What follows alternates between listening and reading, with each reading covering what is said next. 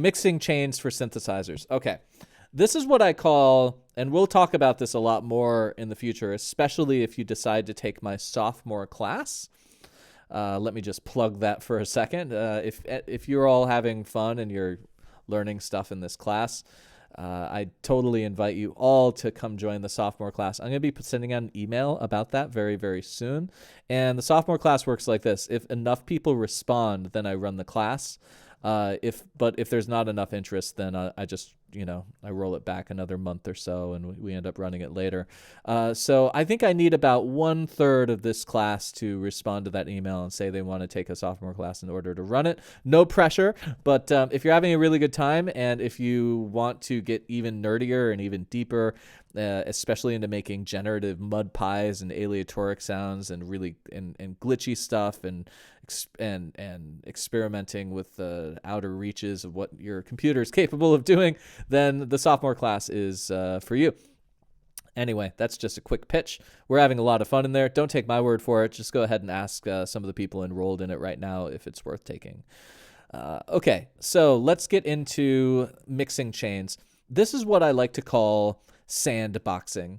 Now, sandboxing comes from a coder term. It's borrowed from coding. Sandbox and coding is when you have a contained area to play with code and to get it to be the best version of itself before you implement it into the larger vision. So it's kind of like its own little playground, and once you create this playground, you've made it make good sounds and bad sounds, but the idea is to cohere around a signal chain where this thing can only make good sounds, or it's only going to make the good sounds that you're trying to make. So I have a checklist whenever you are making synthesizer sounds and you're processing it. There are 3 things that you really should think about, and that is the tone, the width, and the dynamics. If you write nothing else down today, that is something that I really hope everyone takes with you. Let's first jump into tone. So tone, we're actually already doing it a bit here. Tone is like distortion. Tone is adding harmonics to this sound or coloring the harmonics in some way or another. So I'm going to take all that out and let's color this, and let's do it with overdrive. And let me show you why I like to use overdrive. Overdrive lets you specify where in the spectra it's being applied to. So if I turn up the dry wet, you can figure out where you want distortion to be added.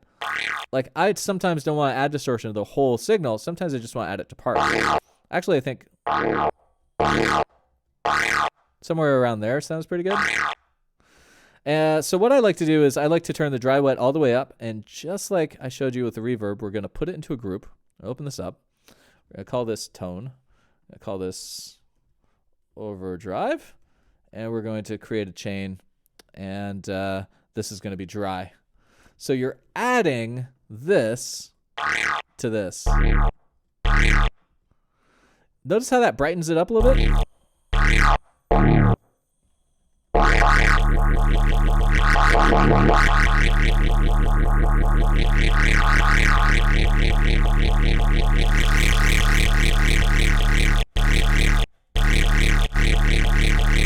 And I like that you have your own mix. I can really pump this drive if I want and then bring it down here. Now, there's no rules for what you do and how you add tone. This is just one way that I like to do it, and this is just one way that you could think about it. But, I mean, feel free to add some other things. So one thing I always do recommend, though, is especially if you're using something crazy like amp, is to really try to specify what part of the spectra you want to apply the tone to. So for instance, I'm going to put this as amp. Instead of amping the entire sound, we're just going to single out one little part. Let's send it through lead.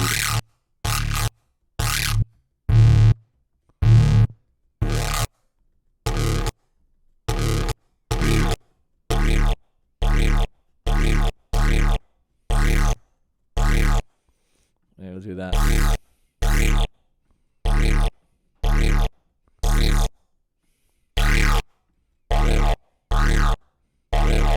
Oh, I like that. Kind of gives it a mouthy sound. Let's put a little envelope on it too.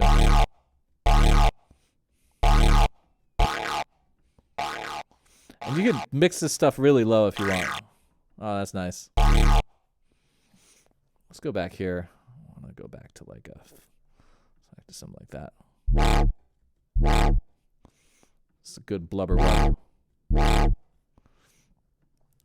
All right, so we've got the tone. Now let's get to width. Now there's a lot of different ways to make things wide. So I don't want you, every time you think about making something wide, what you shouldn't do is you shouldn't go and say, oh, well, I'm just going to add unison. When you add unison to a sound, yeah, you should hear that in stereo. That is sufficiently wide, but that's just one way to make things wide. And we were talking about phase cancellation earlier. When you use unison, you do have a lot of little overlapping phases that end up, like, especially with bass sounds, sometimes introducing some mud or some strange phase cancellation sort of artifacts.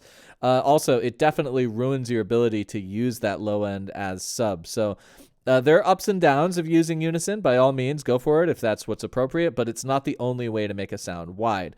The other way to make a sound wide that I like to do is sometimes the Hass effect. That's where you take a echo and you put the left and the right just a little bit at a time with each other. So I'm going to put that guy like right there and that guy right there. Turn the feedback all the way down, open it up, or define like the area that you want to widen. You don't want to widen the subs. You want to widen everything up from that, maybe around there.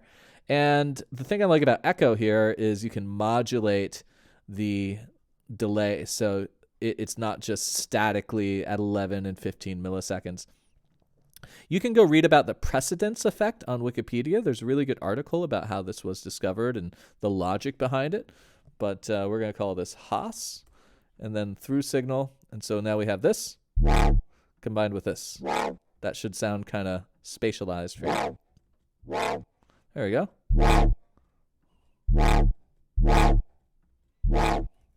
You can also take this moment to, yeah, pump it up right there. By the way, if you're ever wondering what the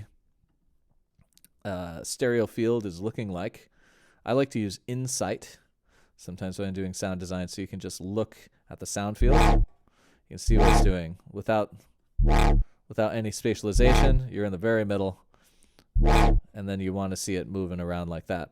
So in addition to echo, there's some other really cool things, like Infected Mushroom has a thing called wider. But lately, I've been using this thing called M Stereo Spread. This is from Melda. And you can define what the min frequency is. So you bring that up a little bit. We'll bring up the bands a little bit and turn up the spread.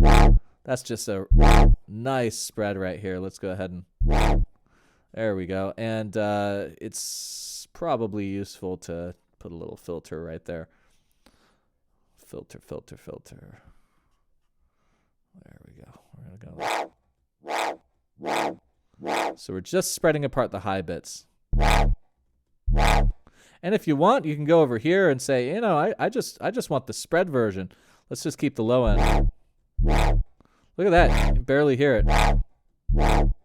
So this guy's your filtered low end that's in totally mono. There you go. And then your spread top end. Wow, look at that. Really cool shape. Looks really neat.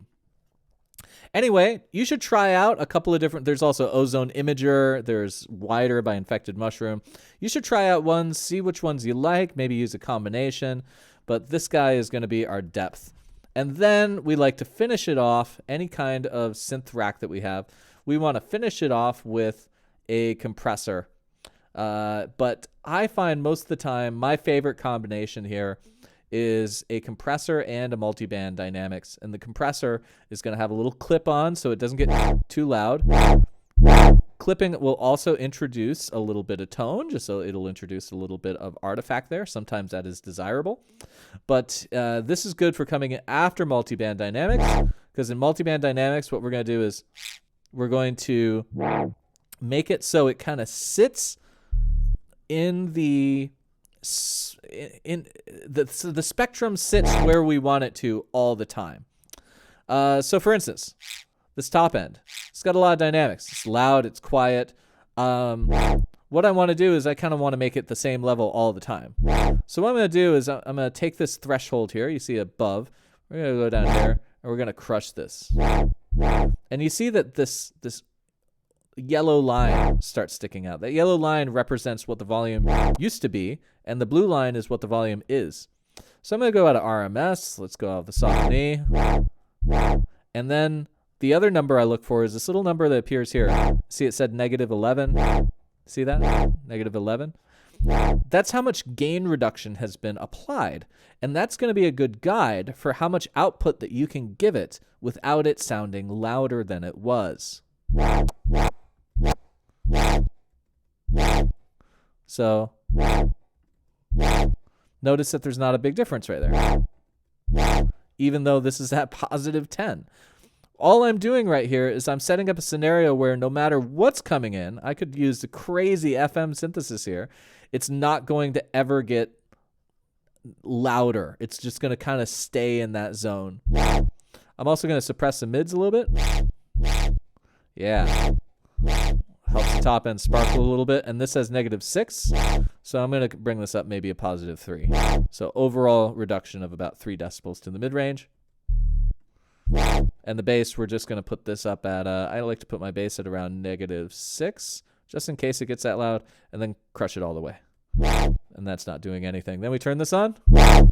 Woo, it's nice and spiky. All right, now that we've set up the sandbox, we can kind of go back to our synthesizer, and anything that we do inside of it is going to come out sounding good. It's going to come out sounding stereo spread. It's going to have some tone attached to it. And this is the kicker. Having multiband dynamics and glue compressor kind of set up already for it, I can go really nuts in here. And whether it's subtle or loud, it's going to cut through. Well, that's kind of cool.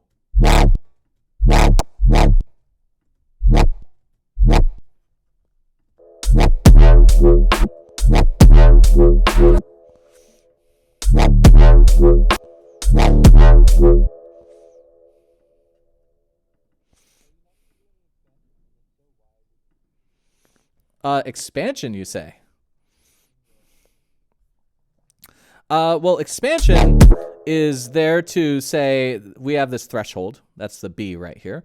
And expansion says if you get below this, turn it up. That's expansion. It says if anything that's at that line, we want to bring that line here. Anything at that line is going to go there. Any of that line is going to go right there. So you could use expansion if you want to do that, but I don't always want to do that. So you could do that. Let's try it. Well, it's expansion. Yeah, it's kind of got a little bit more, maybe a little more noise actually.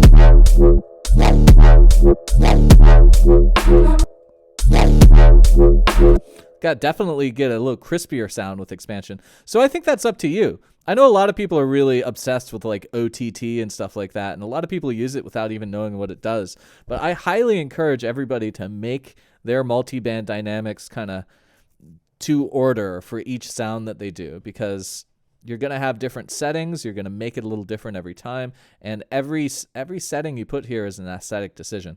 So yeah, we could let's keep it because you recommended it. Let's do it.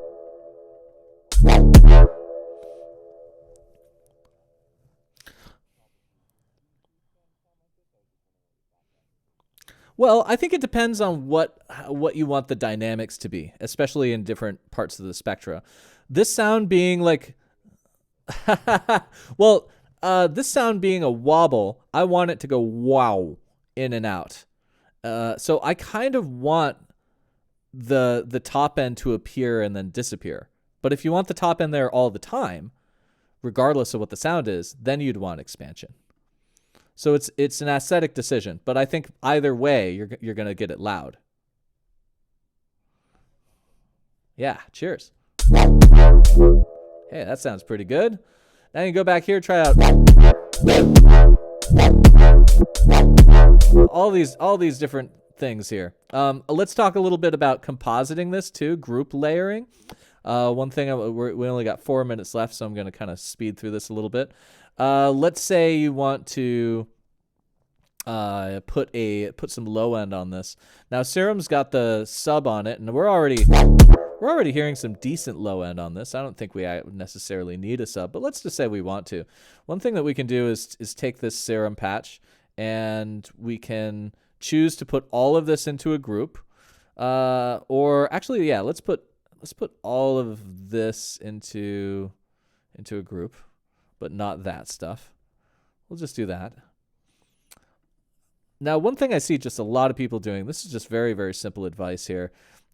If you find yourself doing this, where you're just duplicating a track and you have two tracks that have the exact same thing on it, but they're both covering some different part of the spectra, you're probably doing it wrong. The better way to do it is to always avoid duplicating if you can, because the more that you duplicate, the more that you have duplicate tracks that are just doing the exact same MIDI but like controlling different instruments or whatever, the harder it's going to be to edit and actually become fluid with your track. So you can encapsulate into one track. Let's just take everything. So tone will collapse, depth will collapse. We'll take this one, this one, this one. We'll put it into a group. And then what we want to do is open that up, and now that's its own chain. And to do a spectral composite, we're just going to get rid of everything that is low enough to be sub. And if you're having trouble seeing that or imagining that, you could use an EQ, because that actually shows you. So you can see that spike right there.